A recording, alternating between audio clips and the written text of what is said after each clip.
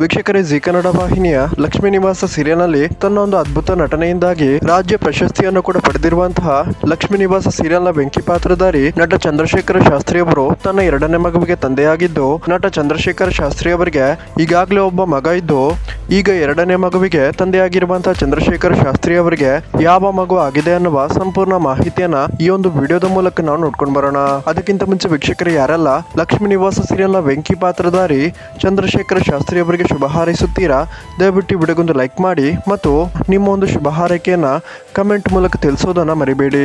ಹಾಗೇನೆ ವೀಕ್ಷಕರೇ, ಕನ್ನಡ ಟಿವಿ ಶೋಗಳು ಮತ್ತು ಸೆಲೆಬ್ರಿಟಿಗಳ ಲೇಟೆಸ್ಟ್ ಅಪ್ಡೇಟ್ಗಳಿಗಾಗಿ ಈ ಚಾನಲ್ ಅನ್ನ ಸಬ್ಸ್ಕ್ರೈಬ್ ಮಾಡ್ಕೊಳ್ಳಿ ಮತ್ತು ಬೆಲ್ ಐಕನ್ ಅನ್ನ ಕ್ಲಿಕ್ ಮಾಡಿ. ವೀಕ್ಷಕರೇ, ನಟ ಚಂದ್ರಶೇಖರ್ ಶಾಸ್ತ್ರಿ ಅವರ ಪತ್ನಿ ಸೌಮ್ಯ ಶಾಸ್ತ್ರಿ ಅವರು ಇವತ್ತು ಮುದ್ದಾದ ಹೆಣ್ಣು ಮಗುವಿಗೆ ಜನ್ಮವನ್ನ ಕೊಟ್ಟಿದ್ದು, ತಾಯಿ ಮತ್ತು ಮಗು ಇಬ್ಬರು ಕೂಡ ಆರೋಗ್ಯವಾಗಿದ್ದಾರೆ ಅಂತ ನಟ ಚಂದ್ರಶೇಖರ್ ಶಾಸ್ತ್ರಿ ಅವರು ತಮ್ಮ ಸಾಮಾಜಿಕ ತಾಣಗಳಲ್ಲಿ ಹೇಳಿಕೊಂಡಿದ್ದಾರೆ.